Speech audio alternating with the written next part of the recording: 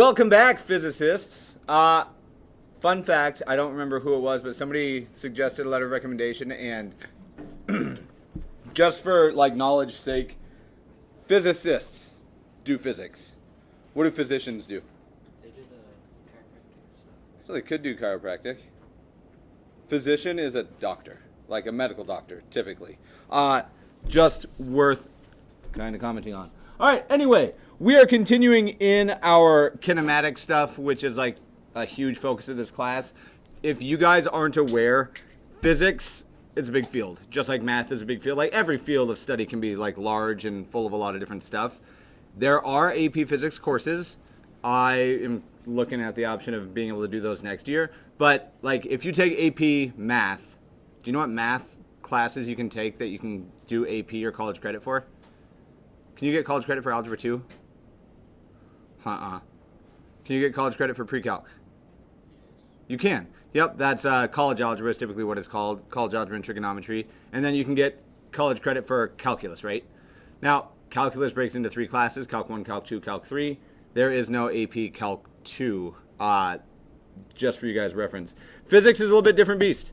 There are like 3 or 4 different physics AP courses that you can take, and in a true physics sequence, like we're just doing the very beginning of stuff right now. This book has like 30 chapters. We've gone through 5. We're not going to get through 30 chapters. And that makes sense because AP physics is split up into 3 different categories. The first of which is kinematics, which is like the math and physics of movement and stuff. And then you dive in deeper into magnetism and electricity. And then finally waves and quantum stuff as it gets, more mathematically savvy. But we are continuing in kinematics right now. And we are starting today with Chapter 6. Chapter 6. And our focus for the remainder of the semester is going to be motion again. But we are moving up. We are going to be looking at motion in 2 dimensions. And that pen is so bold, I hate it.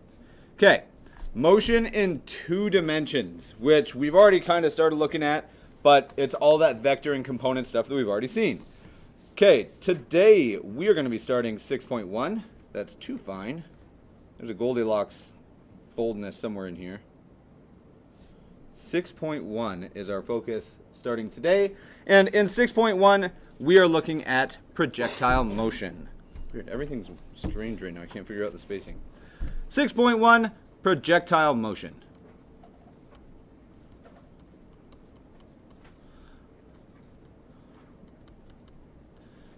Now, as is typical with a new chapter, there's going to be some vocab and stuff that we just have to kind of preface with. And our first section today, we're going to have a bunch of smaller sections just so you're aware. But our first section, or main point, is going to be discussing the path of a projectile. And with that in mind, immediately I've used this word. I have a feeling that you guys are going to be okay with this.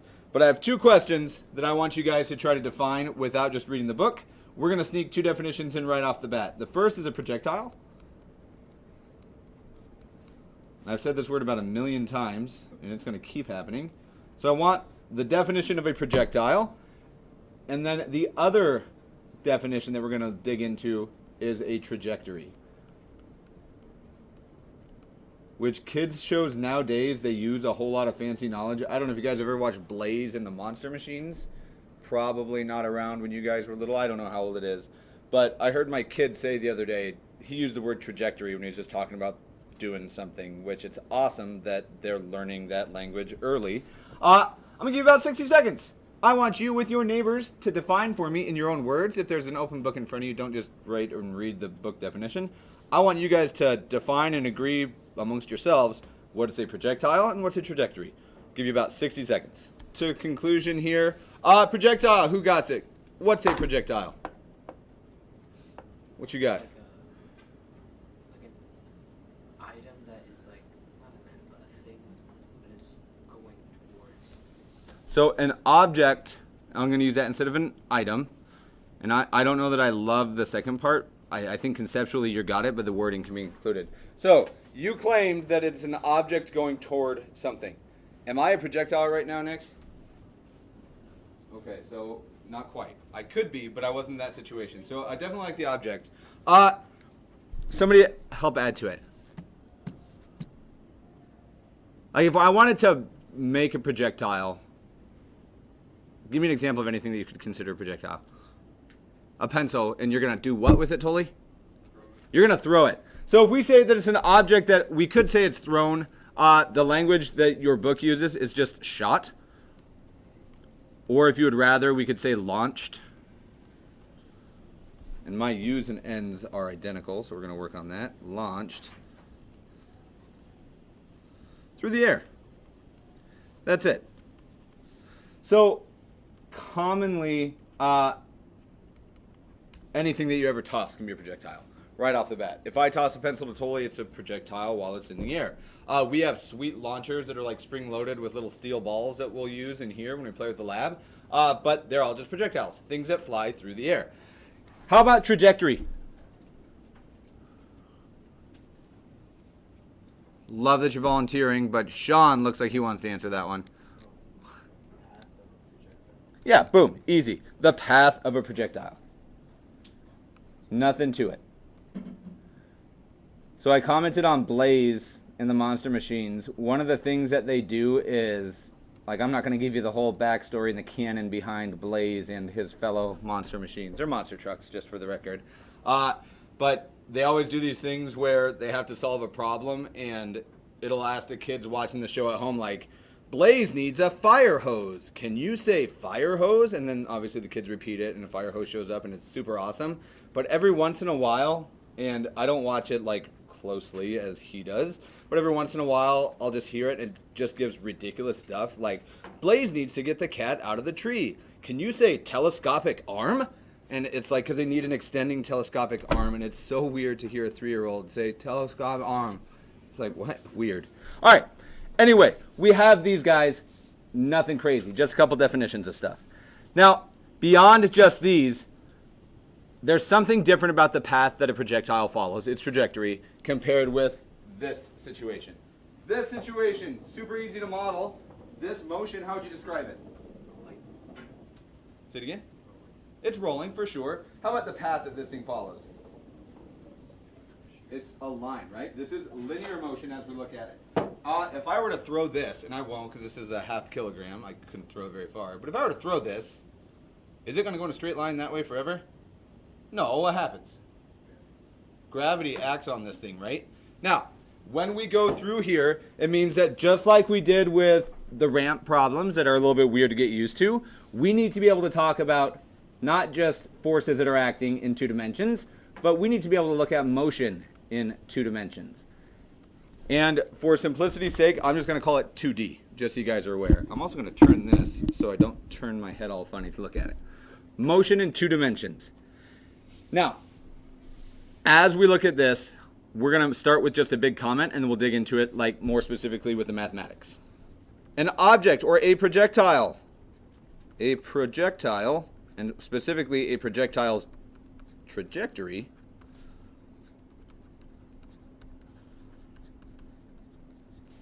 is not linear. Now, when we think about this, we'll kind of define this out a little bit, but I want to play around with a little idea first. We're going to draw a simple picture of something being launched off a cliff, and we're not going to put a ton of energy and thought into like what happens with it, other than how do we take apart the motion. So let's say that here's an object that I'm going to throw or launch or whatever the case is. Here's my cannonball, bowling ball, whatever it is, and we're going to throw it off the cliff. Now, I obviously have a bunch of choices, right? I could throw it way up high. I could do a huge angle to start with, or I could do a smaller angle. I could throw it straight down, but that's less interesting. For the sake of this, I want to take this object and throw it straight out. Like, so we'll assume it's like a cannonball with 0-degree angle. When I launch this, if we have T naught, or where it starts, T initial, I'm going to use 0 naught for this very specifically. If I asked you to draw, I don't know, where this cannonball is at 3 different points in time after this, could you? So for example, the second one, don't draw it yet. I'll do it in brown pencil down. If it's launched horizontally, Is this going to be the second location? No. Is this going to be the second location? Probably not. You're going to split the difference, right? So they don't have to be perfect, but maybe here, right? So we'll call that T1. Okay. If I go the same distance over, which looks like 3 squares, you guys tell me when to stop. So here, I think it has to be a little lower. We'll say there's T2. And then I'll go 3 more over and we'll get 1 more, and it looks like it's going to go even lower still. I think that this would be T3. Okay. Everybody feel okay with at least looking at it and thinking, oh yeah, this is basically what the path looks like. Now, as we look at each of these, there's several different pieces that we need to kind of consider here. We're going to start adding some vectors into this. Now, already turning it back, it's so unnatural. As we look at this, one weird comment that I'm going to make, and I hate to use asterisks underneath asterisks, but I don't have another alternative. Here's the weird part. The horizontal and vertical motions, or the horizontal and vertical motion, are independent of each other. And it feels weird when we say this at first. Maybe. Felt weird for me the first time I saw it. But they're completely independent of each other. Now, there are easy ways to think about this, but it all relies on how well can we break something down into its component pieces. Just like we did with the forces in the x direction and the y direction, we're going to see the same thing happening with our motion here. So, assuming that there's nothing else speeding it up or slowing it down, we're going to make a couple comments. Do you agree that the acceleration in the x direction, and I'm going to change the way I'm asking that question, is there anything accelerating it in the x direction once I launch it? Like, obviously the cannon accelerates it first, but after that's shot out of the cannon, is there anything else making it go faster? Okay, what is really convenient that we get to ignore in here pretty regularly? Air resistance. So is there anything that's slowing it down either in the horizontal direction? So what would we say the acceleration should be in that horizontal x direction? Nothing speeds it up, nothing slows it down. One more time. Constant, you're right, but there's even a more specific answer. If it's not speeding up, is it accelerating? If it's not slowing down, is it accelerating? So how do I write that it doesn't accelerate at all? What's the value here? 0. And 0 what? Units specifically. Meters per second squared. Okay, so I know that it's not accelerating at all in the x direction anymore. Which means once we get going through here, however large I decide to make this vector, and I'll just do it 1 square on mine. If it had 1 square of horizontal velocity, do you agree that everywhere on its path, it's that same horizontal velocity? It never changes. They're all the exact same size. There's the velocity at time 1, the velocity at time 2, and the velocity at time 3. There's nothing to speed it up or slow it down in the x direction. Velocity in the x direction is, now I'm going to use your word, Angel, constant. So here we go. I'm just going to use my fancy implication. Implies that the velocity in the x direction is constant. Okay, we can break this motion apart into 2 different pieces, right? We can look at the velocity in the x direction, and I'm going to go ahead and just make sure Vx there. Horizontal's easy. Nothing too crazy about it. What other direction does this thing go at, though? So it goes that way and vertically, right? Specifically, the downward direction is a little bit different of a case to consider. If we look at the acceleration in the y direction, does it speed up as it goes down in the y direction? And that's caused by what? Gravity. So what's the acceleration that this projectile is going to feel as it's shot in the y direction then? Force of gravity. And I'm just going to say 9.8, and we can call it negative, I suppose. Negative 9.8. And then here's where we have to make a decision. Newtons per kilogram is really convenient for dealing with forces and stuff. Are we dealing with forces right now? Holy cow, there is more fun going on next door. So what should the unit be? Meters per second squared, which implies the velocity in the y direction is, and this is a weird statement, it's getting more negative, right? I'm going to put the absolute value of this and say it's increasing. It is speeding up as we move in the y direction. Now, when we consider this then, couple ways that we can do it, and I will let you guys make the decision. When I draw these vectors, and I'm using essentially a free body diagram here, if this is the acceleration in the downward direction initially, the velocity in the y direction right off the bat, Vy. I prefer to draw them both from the same point. Now, I know that the ultimate path that this thing takes, and you don't have to draw this, but I know that the ultimate path is something like this, right? Which, realistically, if we do it, it's just a bunch of little vectors that can be put together that do something like this. Do you guys agree with that statement? It can be a bunch of little vectors. We're going to close that door. Cool. Now, if I were to draw Vy, the velocity in the y direction, at time 2 and time 3, what changes about it? Sounds like a rhetorical, or maybe it seemed like it. It's not. With your neighbors, I want you guys to discuss and sketch the y velocities for time 2 and time 3. Show me what your gut says should happen with these velocity vectors. I'll give you just a moment, and I'm going to come and look at your pages. So as I look around, don't just blindly copy this. I want you to tell me, we'll go back to green. What's wrong with mine if I do this?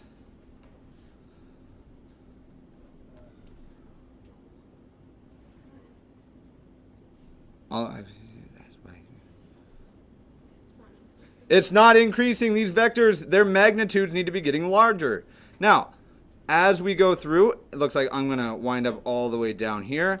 And what we see is we have motion in two directions, right? The actual motion that this goes, it doesn't go straight down, it doesn't go straight over, but rather, if you want it in this bright, obnoxious yellow, it is this combination. This is the path that these things are actually traveling on. They're these hypotenuse of all these, they're the resultants of all these vector sums.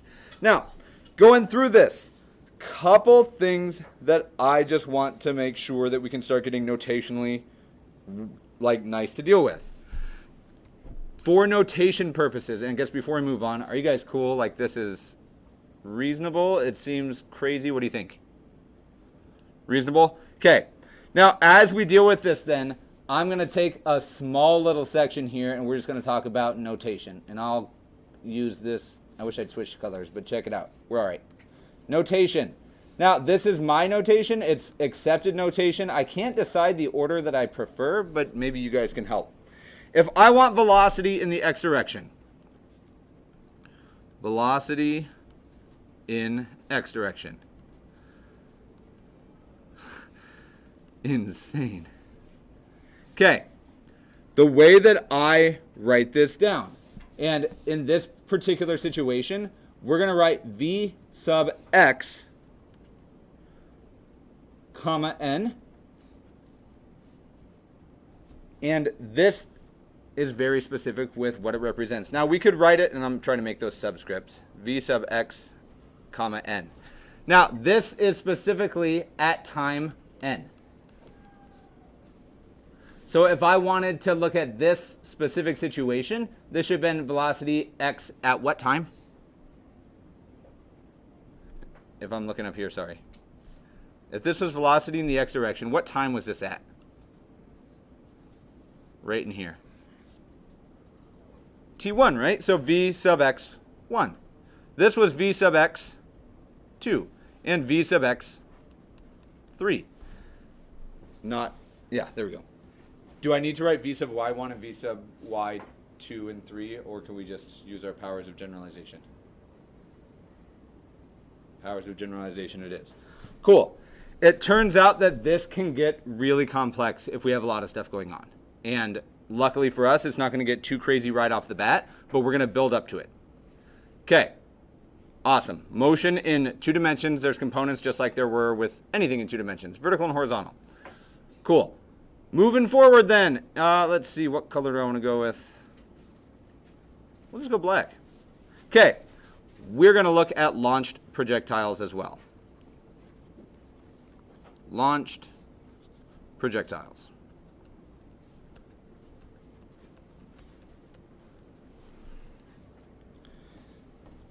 Okay. When we deal with these, the biggest piece of advice that I can give you is always, always, always, always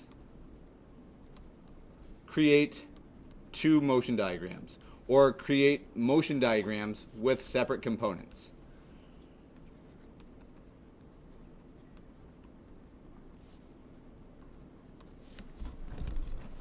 And by separate, I'm okay with that language, but that specifically means with an X component and a Y component. With separate, ooh, is it SEPE? I don't think so. Is that right? I got yes and no. I want it to be an ERA, but we're going to separate. Weird. Okay. With separate components. Okay. For our purposes, and I've already commented, but I want to make sure we don't forget it. I'm going to use an asterisk so it doesn't look like a negative sign. There is no acceleration in which direction? So that'd be X or Y. No A sub X if air is ignored. Which the good news is we do most of the time in here. So we will use that. And then I just want to stress it again. The second little part, acceleration in the Y direction, is due to what? To gravity. Now, some of the cool things that wind up happening with this is, and I'm trying to see if I can do it. I don't have anything. That's going to break if I throw it. 2 erasers, check it out. If I were to throw one, and I'm just going to push one. If I push one off the table, and then I just drop one, which one will hit the ground first? The one I drop? All right, can you guys see this? I'm going to try my best to do this at the same time, okay? They hit at the exact same time. Now, it doesn't matter how hard I wind up throwing that. It is completely irrelevant. If I flick this trying to be hard enough to hit Tully with it, I'm going to, I won't make it. But if I drop these at the same time and flick harder, they still hit at the exact same time, no matter how far I shoot it. It's a weird idea, but if we could take a gun, for example, and one person held a bullet and dropped it straight down, while simultaneously holding a handgun and shooting it, that bullet's going to go like a mile, but they're going to hit the ground at the exact same time. The exact same time. This is entirely because these are separate components that don't interact with each other, entirely independent of one another. Okay, following on, the path that we make when we launch a projectile, it's obviously curved, and we can see that that happens, but it's more than just curved. It's unbelievably nice mathematically for us to deal with. This curve that we see, and I'll sketch it out here roughly at least. You don't have to, but you can. This curve is really nice and easy. That is the best time I've ever gone through points in my entire career. Let's get a round of applause for that one real quick. Cool. What shape is this? More than a curve. It's a parabola. 100% this is a parabola. When we look at this, back to our launched projectiles then, we're going to define for ourselves a parabolic, which is just the adjective form of parabola. This is a parabolic path.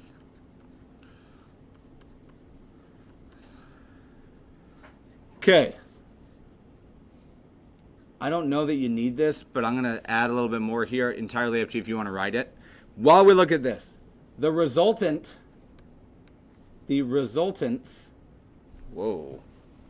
resultant, there we go. At every instant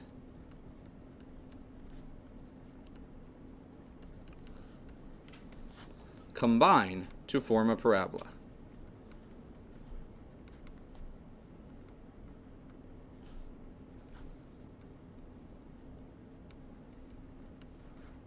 Okay, every single time. Now, going through this next part, it's going to get real boring if I just sit here and write it out entirely for you. So I'm going to use a little editing magic and cheating, if you will. And looking at things, I'm just going to show you mine. We're going to add some guidelines, and I'm going to leave it up to you as to how specific you want to write these down. I tried to make them a little bit shorter just, as I went through. But I want you guys, eventually I'll figure it out. Okay, let's do that. You know what, I can even zoom in a little bit, I think. I want you guys to jot these down for me. Oh my goodness. Eventually.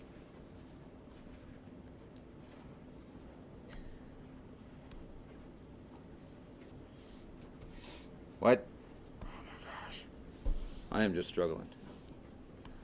Do y'all read those? The strategies for 2D motion. Okay. Entirely up to you how much of this you want to jot down, but you should jot down and read through some of it at least. You can make it your own words, but I want you guys to take this and get it in your notes as well. Strategies for two-dimensional motion. Cool. I'm going to pause it. I'll give you a second, and then we'll just go through and discuss as needed. These strategies, I guess is probably a better word than guidelines, can be helpful. We always want to draw our diagram to make sure that we have vectors representing our initial and final locations. If we launch it upward at some angle, we want to include the top of that path as well. And we'll see that the math there is really not terrible. Always, always, always, when we jot down our knowns and our unknowns, so we're on number 2, we want to make sure that instead of just saying velocity is this, do v sub x and v sub y. Indicate what direction the velocity is going at. Okay, horizontally unless specified, acceleration, we've already jotted this down a couple times, but it's super duper important, is 0 meters per second squared. No acceleration in the x direction. If we launch at an angle, this is just an interesting idea. If I throw this up, and I'm just going to leave it here, I lied. If I were to toss an object up, and you don't have to draw this, I just want to think about it. If I were to stand here and I shot an object up, it's going to come straight down. And this isn't quite straight, but like I shot it like a parabola, right? If I were to measure the speed, I don't know, theoretically right here, and let's say I launched this up in the y direction at 10 meters per second. Right here, the vector is going to be equal but opposite. How fast does it land? At this height, how fast is it going? 10. Negative, but negative 10 meters per second.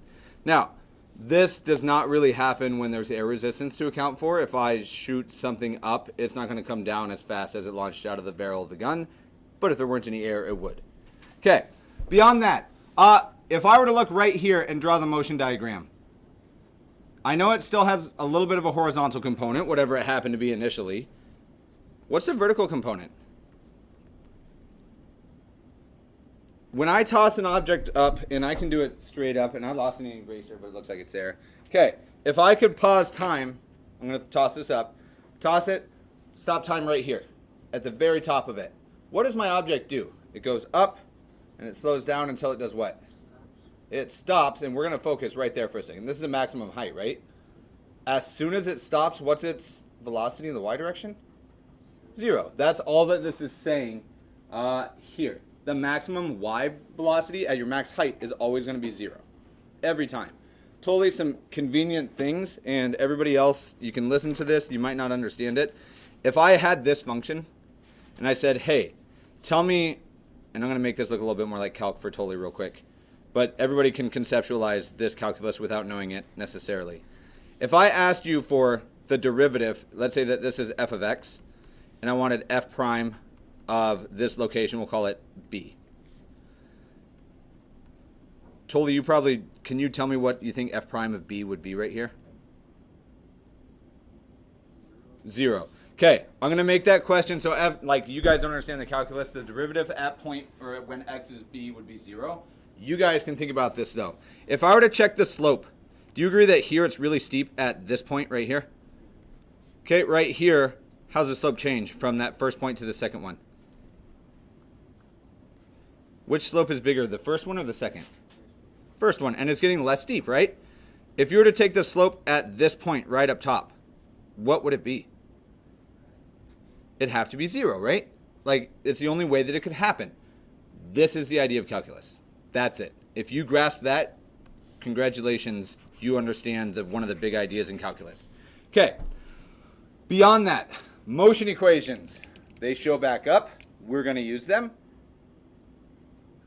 Every other part of this feel okay so far? Well, let's get a couple equations written down and start doing some problems. So, it is entirely up to you if you want to add these onto your notes. You should certainly add them here. I've included a nice little box for you to write equations in. But check it out. All of our same equations that we've already dealt with come back into play. We just need to be a little bit more specific with them. So, couple equations, and we'll look at this. So this is like a continuation of step 5, but I do think it's worth seeing a change in these equations as we're dealing with them. So here we go. Horizontal. And I'm going to move up here, actually. And we'll just add this in as a little equations. So motion equations.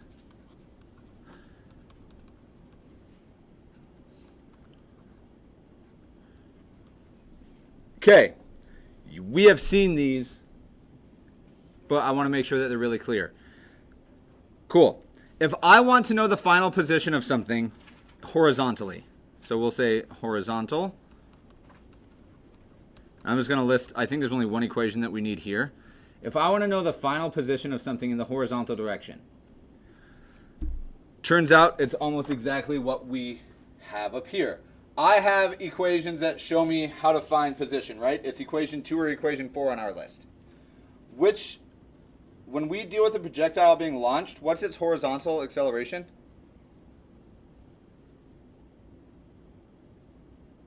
It's 0, good. Which means, can't be number 2, right? Because that would make us divide by 0. Which means it has to be number 4. If we look at this, only thing is going to change, and there's things about it that I don't like, but we're going to take the velocity that we have in the x direction. So it's the same thing that we have. Velocity in the x direction times the time plus, and this is the one part that I hate, its initial position. So that's x sub I sub x. That is the ugliest thing that we're going to write all year. Some physics books will use s for position instead of x, which it seems weird when you do it at first. This is why they make that choice. This thing says your initial x velocity times time plus your initial x position. Okay, position with respect to x. That's a weird idea. The notation's ugly. Do you think being really clear with your subscripts might be important? Notation matters. Be careful with it. Okay, we have horizontal stuff that we have to deal with. We also get this vertical world that we get to deal with. All right, for the vertical stuff, if I want to find the vertical or the velocity in the y direction, theoretically final, we can use exactly our nice equations that we already have. We have an equation that says, hey, we can do it like this. If I want final velocity, just take the acceleration times time plus your initial velocity. Cool. All we're going to do is rewrite this, making sure that we can see the components. If I'm only worried about the final velocity in the y direction, then I need the velocity, and here's where I need your guys' input. For these things, this is velocity in the y direction final. Would you rather I do v sub yf or v sub fy? I don't care which order it goes in, but I'll stay consistent with whatever you guys prefer. Should this be final second? Like, should this, do you understand what I'm asking? Which one do you prefer, yf or fy? Find how it is? Okay. If we look at vyf, the final velocity in the y direction, then that is just the initial velocity in the y direction, or vyi, times, gosh, what did we multiply it by?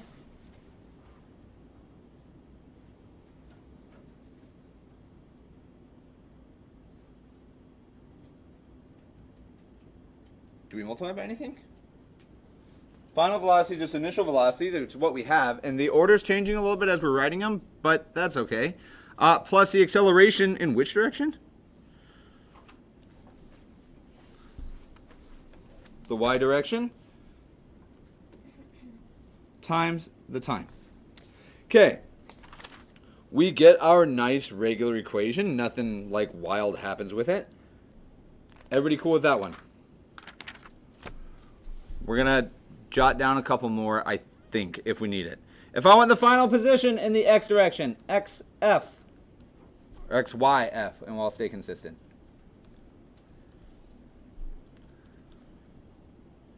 Well, we just take the initial position, right? X, Y, I. And then if we just make this little change, if I want the final position, what else do we need? And there's a few ways we can write it. We're going to rewrite this guy just with Y direction in mind. Okay. We take our initial Y position plus the initial velocity in the Y direction. So Vy I times time plus 1/2 a in the y direction, t squared. They're the exact same equations. We are just making sure that we can split them up. Do we need to write the third one? Okay. These will be the equations that you use. It's entirely up to you. It's going to bug me if I just don't finish it, but you do you. The last version of this is maybe we get it squared, which is just Vyi squared plus 2a delta xy.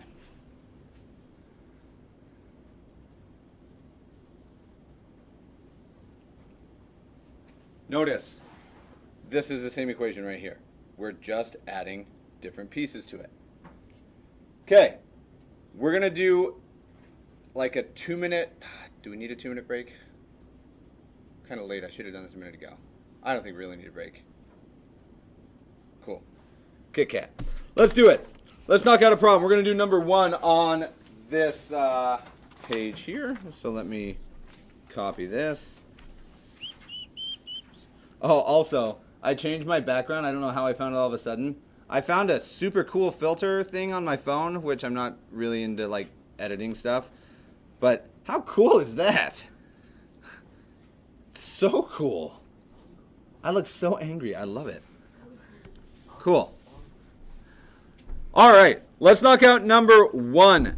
Love the way that these questions get worded because they're so strange. You accidentally throw your car keys horizontally at 8 meters per second from a 64-meter cliff. Total accident. I want to know how far from the base of the cliff should we look for the keys. So my challenge for you, you guys all have the worksheet in front of you. What I want you to do is I want you to sketch for me the motion diagram, the free body diagrams. If you want to start and list your knowns and unknowns or your finds, however you want to word it, you can. I'm going to get this worksheet up on the board as well. Free body diagrams on number 1 from that 6.1 example problem. All right, so here we are. The free body diagrams I prefer to use when I'm dealing with forces and stuff, but they will help if we're struggling to make sense of one. Okay, if I want to draw this out, a couple choices we already need to make.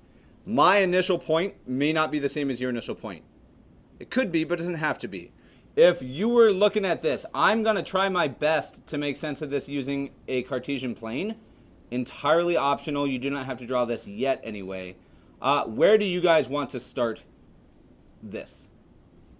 Where's your initial point with regard to some Cartesian plane? 0, 0? I'm fine with that. So here we go. This is initial time. So t sub I. And then it's going to fall, right? Like this path is going to go outward. Initially, it's thrown horizontally. So if I wanted to draw this out, here's my horizontal velocity, right? So how would I denote this and write it down? V sub x, and then it's my initial, right? Now, notice, I'm not going to write the initial. I don't think I need it. How come? What was your comment? One more time, I'm sorry. So they do say it in the problem. You're right. I like what you said as well. It never changes. It never changes because horizontal acceleration just doesn't exist in these problems. Okay, Vx is just always going to be the same. Can I even draw a vertical velocity right here?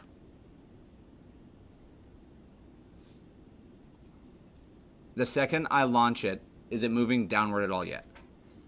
So that's a weird little idea to think about. The very instant, once it leaves, the instant it happens, gravity hasn't started to pull it down yet because it's literally just left the cannon, right? Like, there's a split second before gravity starts acting on it, overcoming it. So as we look at it, I'm fine with just this one. The pictures don't have to be crazy, but there's another piece that I need here. At some point, I wind up down here. Right? This is like time 1 or TI and TF. That's my final time. And there's a couple things that we're going to know about this. What's its horizontal velocity still? It's about to hit. It's the same, right? Exact same, Vx. Now, the difference here, though, is that my vertical velocity is significantly larger. Vy. F. It's my final y velocity down there. Now, there's other pieces that we wind up knowing, but they don't work super nicely in our free body diagram. So, this basic picture, just so you guys can see, I think that this is reasonably the path that my keys will fall once I accidentally throw them off a cliff at this speed. Cool. Okay, the picture stuff I'm going to be a lot more chill about for this section specifically. What do we know?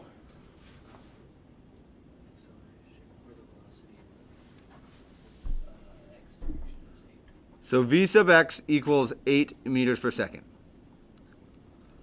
I agree with that. How about the velocity in the y direction initially? 0 meters per second. How about the acceleration in the y direction? Okay, positive or negative? I'm fine with that. Negative 9.8 meters per second squared.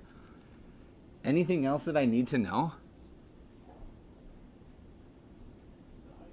The height. Now, here's the part where I want to make sure that we can line this up with our equations. How would we denote the height? Something is equal to 64 meters. And I'm going to go against your intuition. I'm not just going to call H.